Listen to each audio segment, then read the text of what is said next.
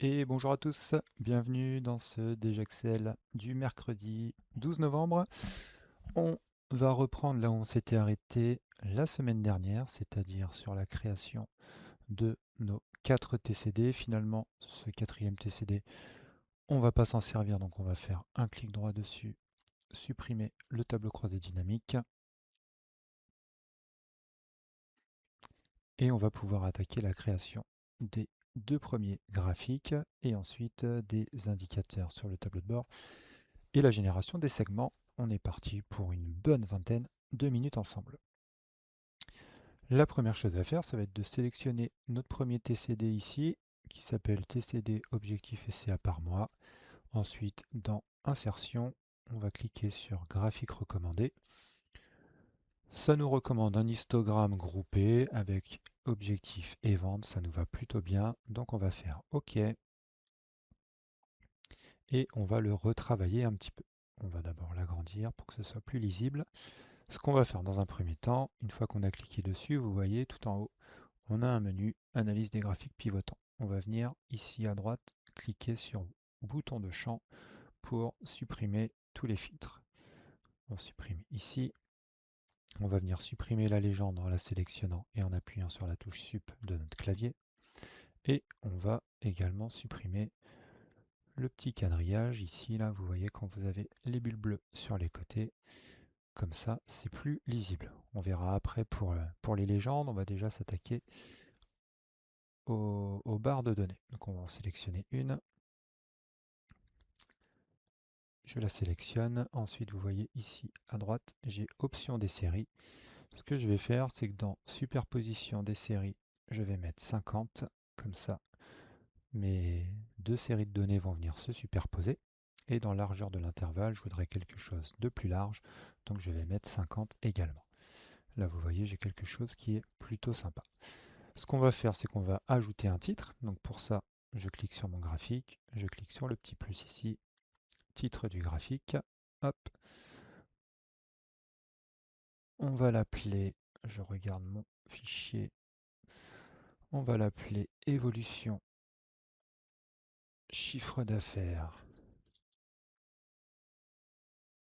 versus objectif. On va mettre objectif en gras avec CTRL-G et en police gris. Donc la troisième colonne, le premier gris, ça sera très bien, vous verrez pourquoi après. On va sélectionner chiffre d'affaires, on va faire CTRL-G pour le mettre en gras. Et lui, on va le mettre en vert. Je vais mettre ma police personnalisée pour que ce soit les mêmes verts. Et maintenant, ce qu'on va faire, vu qu'on a supprimé la légende, c'est qu'on va sélectionner nos chiffres d'affaires. Donc je sais que c'est la barre orange parce que j'ai que 6 chiffres d'affaires, j'ai pas de vente sur le deuxième semestre.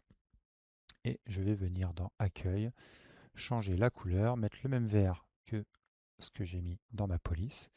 Et pour les objectifs, vous avez compris, je vais mettre le même gris comme ça. Je n'ai pas besoin de légende, le titre fait office de légende, je sais que le chiffre d'affaires est en vert, que les objectifs sont en gris. Ce que je voudrais maintenant, c'est griser un petit peu les échelles. Donc je vais cliquer sur les mois, tout est sélectionné. Je vais ici sur la police, je vais mettre le même gris pour que ce soit plus clair. Et pour ici l'axe des, je ne sais jamais si c'est l'axe des abscisses ou des ordonnées, donc on va dire les montants, on va mettre en gris clair aussi. Et on ne va pas laisser en euros, parce que vous voyez, ça prend beaucoup de place, c'est pas forcément utile. Donc on va venir cliquer sur l'échelle, on clique sur le graphique, sur l'échelle.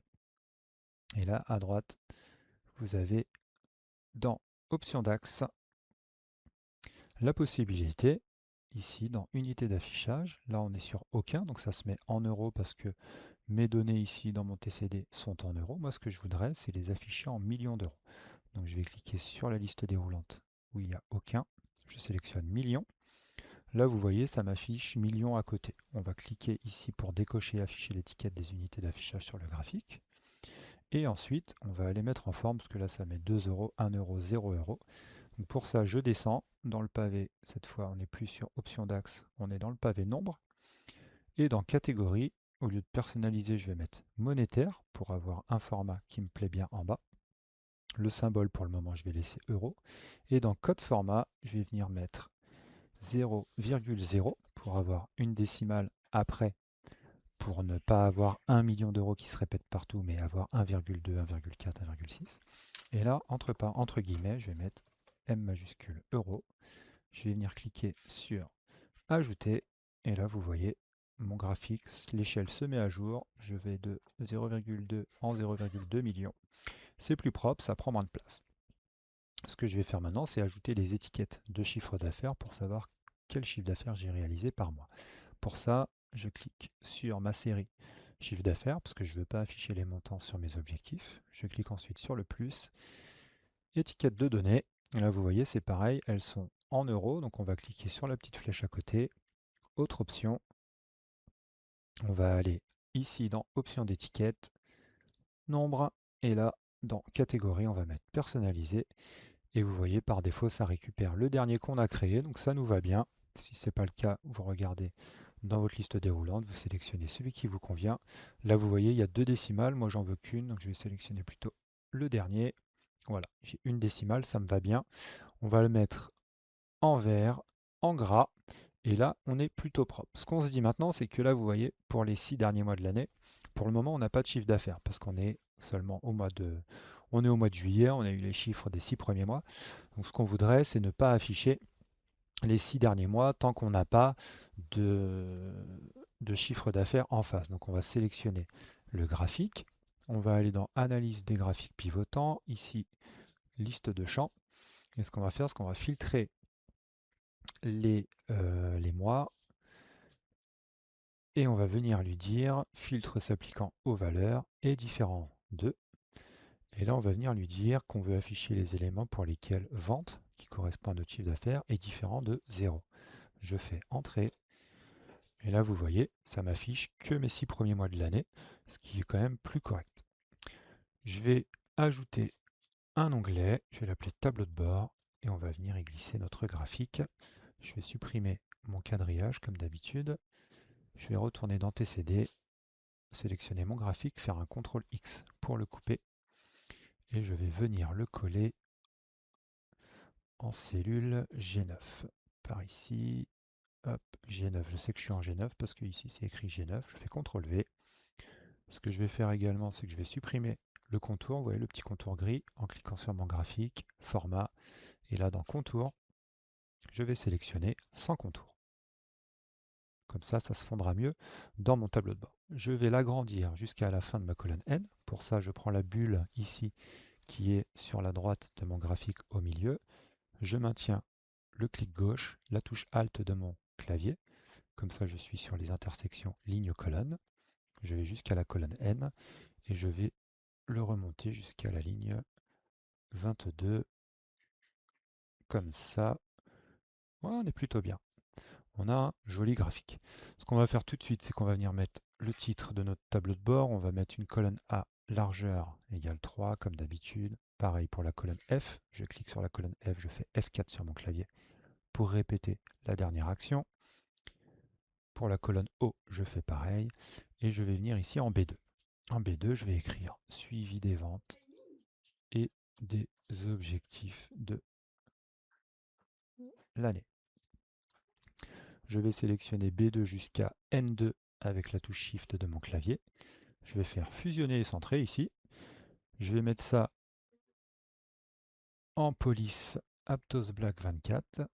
Aptos Black, ici je saisis 24. Je vais mettre en vert. Je vais faire CTRL SHIFT 1 ou clic droit, format de cellule. Et dans bordure, je vais sélectionner une bordure épaisse ici. L'avant-avant-dernière, l'antépénultième de la deuxième colonne. Je sélectionne mon vert et là je vais cliquer sur contour. Vous voyez, ça me met ma bordure épaisse. Je fais OK. Et là j'ai un beau titre. On va pouvoir maintenant passer au deuxième graphique, le chiffre d'affaires versus objectif cumulé. Je vais retourner dans mon TCD.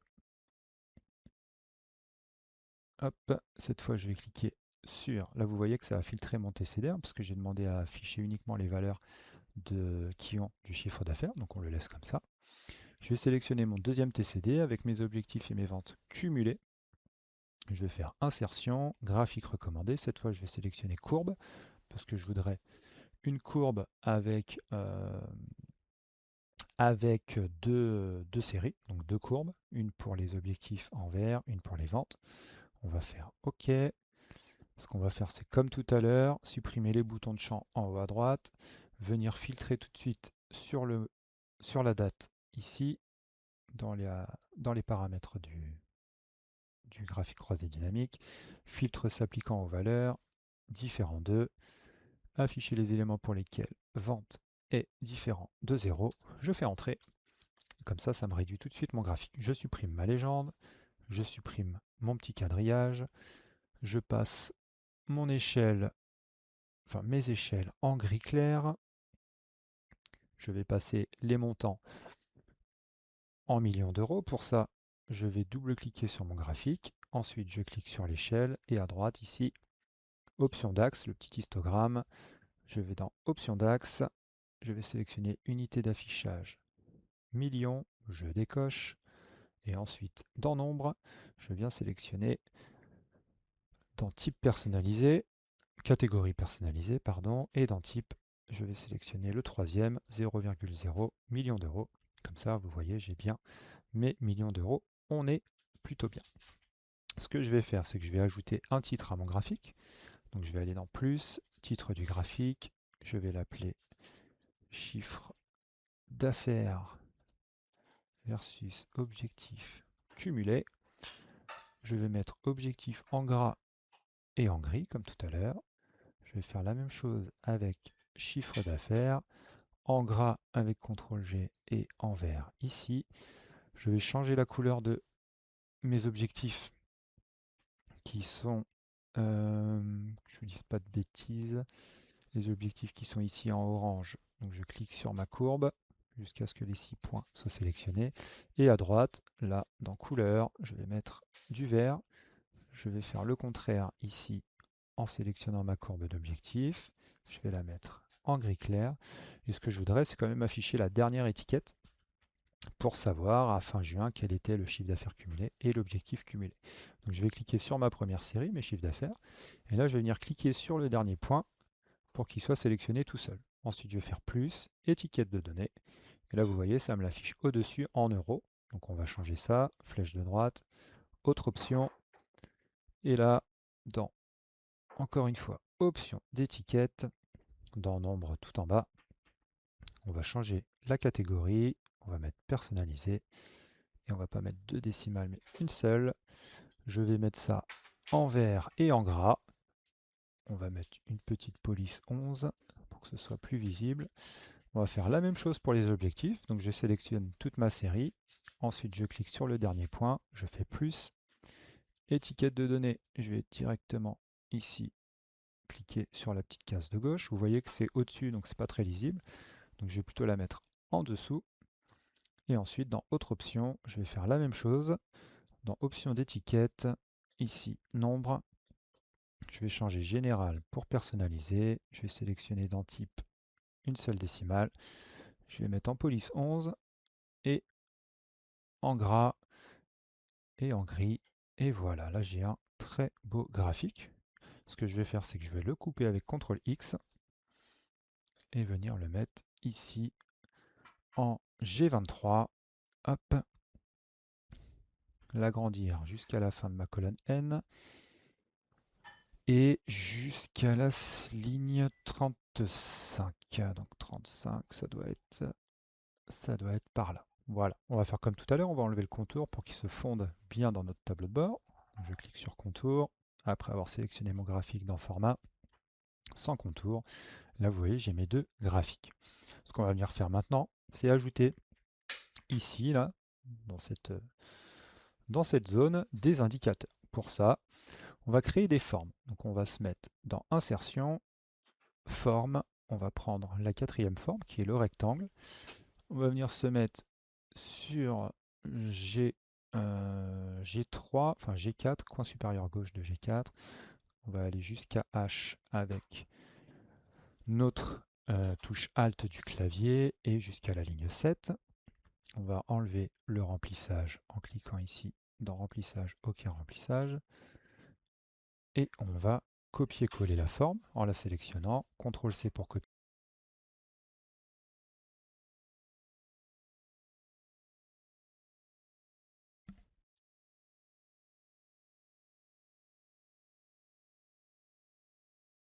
J'ai l'impression que j'avais un petit souci de micro.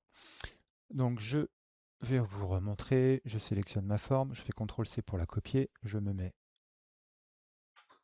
la décaler un petit peu vers le bas, hop, je refais mon copier, je me mets à droite, je colle, comme ça elle est alignée vers le haut, sur la même ligne, je décale à droite avec le clavier directement, la flèche droite de mon clavier, je vais l'agrandir jusqu'à la colonne K, non, je vais réduire un petit peu, je vais refaire un copier-coller ici en L4, là je vais agrandir jusqu'à N, ensuite je vais sélectionner mes trois formes en cliquant dessus et en maintenant la touche CTRL.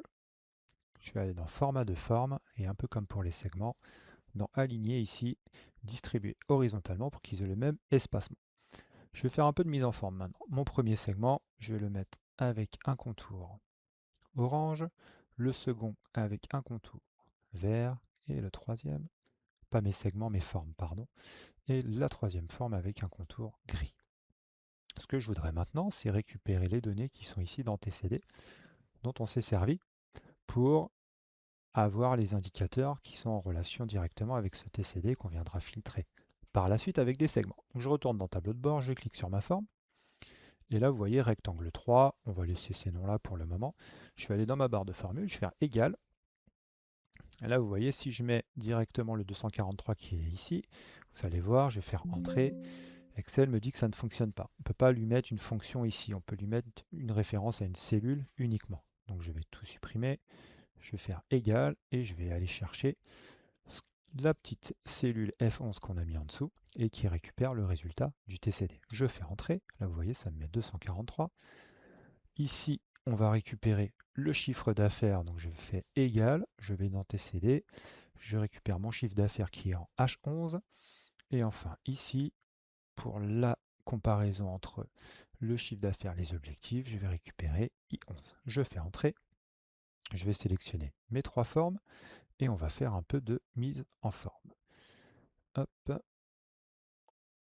on va mettre une police Aptos Black en 32, donc je saisis 32 directement et on va aligner en bas de la cellule et à droite. Comme ça, c'est très propre.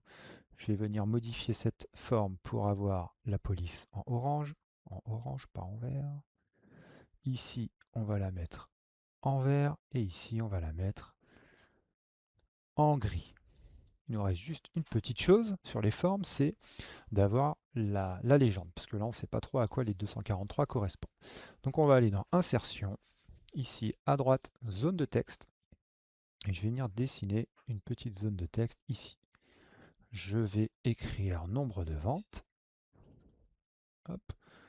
Là, vous voyez, ça redescend à la ligne, donc je vais agrandir en largeur pour tout avoir sur une seule ligne. Je vais sélectionner ma forme. Dans format de forme, je vais aller dans contour pour supprimer le contour, que ça se fonde bien. Je vais sélectionner ma forme, l'aligner un petit peu. Hop.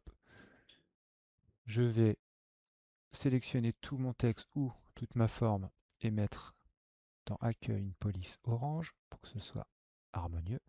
Et ensuite, je vais sélectionner ma forme, venir ici, la coller, jouer avec les flèches de mon clavier pour la faire rentrer dans le cadre où je le souhaite, mettre une police verte, changer le nom, mettre CA total en millions d'euros.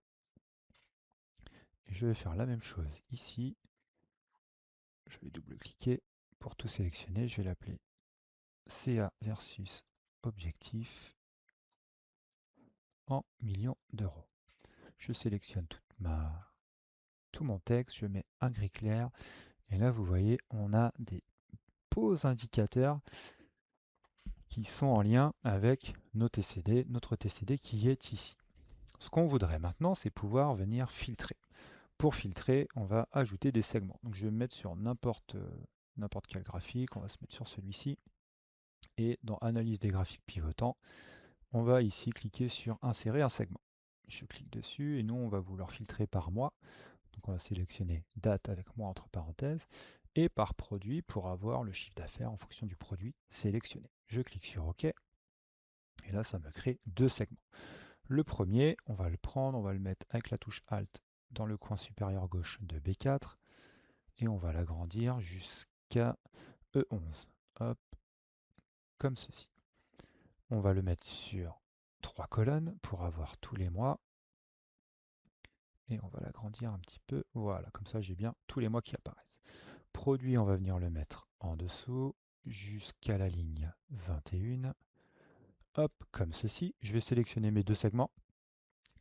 Soit vous les mettez en gris, ou alors moi j'ai un format personnalisé que j'ai créé et qui me met mes étiquettes en vert. Pour créer un format personnalisé, vous partez d'un format par défaut, vous faites un clic droit, dupliquer, et ensuite vous pouvez venir changer les différents éléments du segment. J'y reviendrai dans une vidéo dédiée, mais là, sur 30 minutes, j'ai pas forcément le temps de vous montrer ça, mais j'y reviendrai, donc abonnez-vous pour ne pas rater ce tuto sur la personnalisation des segments. Donc là, je fais annuler.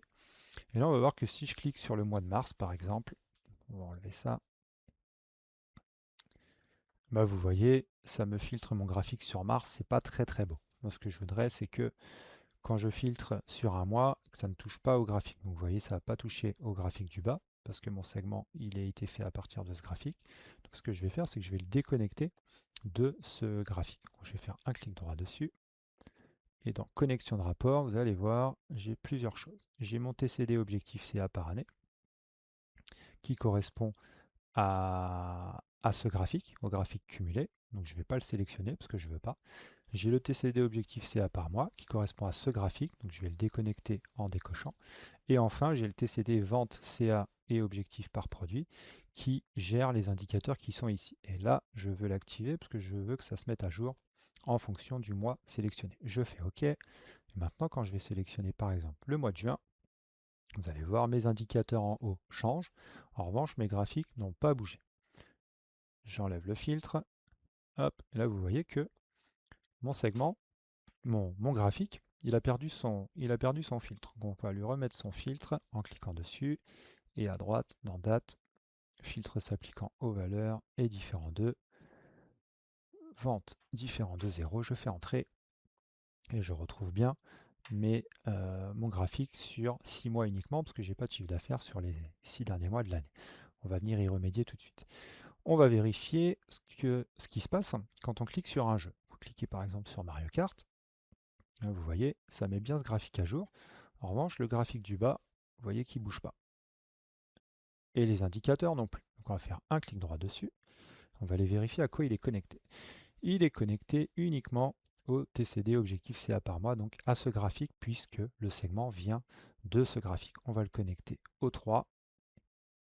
Et maintenant, quand je fais OK, vous voyez, quand je change de jeu, j'ai les deux graphiques qui se mettent à jour et également les indicateurs. Si je veux sélectionner deux jeux, je maintiens la touche CTRL, je clique sur le deuxième jeu, je relâche la touche CTRL et là vous voyez, j'ai Animal Crossing et Zelda qui sont sélectionnés. Je vais enlever le filtre. Hop. Et ce qu'on va faire maintenant, c'est qu'on va venir mettre à jour notre fichier de vente pour avoir les ventes de juillet à décembre. Pour ça, on va aller dans Données, Requêtes et connexions. Ça mouline un petit peu. Et on va double-cliquer sur la requête vente. Je vais avoir une erreur parce que j'ai mes fichiers qui ne sont pas connectés. Ce n'est pas très grave parce que de toute façon, on va venir mettre à jour l'URL, enfin le chemin d'accès de notre fichier. Donc je vais aller ici, je suis bien dans vente. À droite, dans la première étape, source, je vais cliquer sur le petit engrenage à côté. Et ça va m'ouvrir une fenêtre avec le chemin du fichier. Je vais cliquer sur parcourir. Et là, je vais aller sélectionner dans les sources téléchargées le fichier numéro 002, les ventes de toute l'année pour les 3 jeux. Je double-clique, je fais OK. Et là, vous voyez, on va le voir rapidement si on descend. J'ai au niveau des dates maintenant, ici, j'ai des ventes du mois d'août, du mois de juillet et ça va jusqu'à décembre. On va faire la même chose dans Objectif. Dans Objectif, on ne va pas y toucher pour le moment puisqu'on a 3 jeux. Je vais juste changer la source parce que j'ai bougé les sources entre temps. Je vais remettre le fichier 004 pour ne pas avoir d'erreur. Je vais faire fermer et charger. Et maintenant, je vais aller dans Données, je vais cliquer sur Actualiser tout. Là, vous voyez, lecture des données en bas, ça travaille. Et qu'est-ce qui s'est passé? Eh bien, dans les TCD, j'ai récupéré des ventes de juillet à décembre. Les objectifs, eux, y étaient déjà. Je récupère également mes ventes cumulées jusqu'à décembre. Les nombres de ventes ont augmenté, puisque je suis passé maintenant à 459. Et dans mon tableau de bord, vous voyez, les indicateurs ont été mis à jour et j'ai des chiffres d'affaires sur toute l'année. Là, mon étiquette s'est décalée, puisque je l'avais arrêtée à fin juin. Si je veux la remettre, je clique sur décembre, plus. On ne va pas faire toute la mise en forme, mais je fais plus, étiquette de données. Je fais pareil sur les objectifs, plus étiquette de données en dessous. Et vous voyez, je ne fais pas la mise en forme, mais vous pouvez refaire la même qu'ici. Vous la sélectionnez. Hop. Accueil, reproduire la mise en forme. Et là, je clique ici. Bon, ça ne reproduit pas le million d'euros, mais vous savez comment faire puisqu'on l'a vu juste avant. Donc là, vous avez vu, ça a mis mes chiffres d'affaires à jour sur les 6 derniers mois.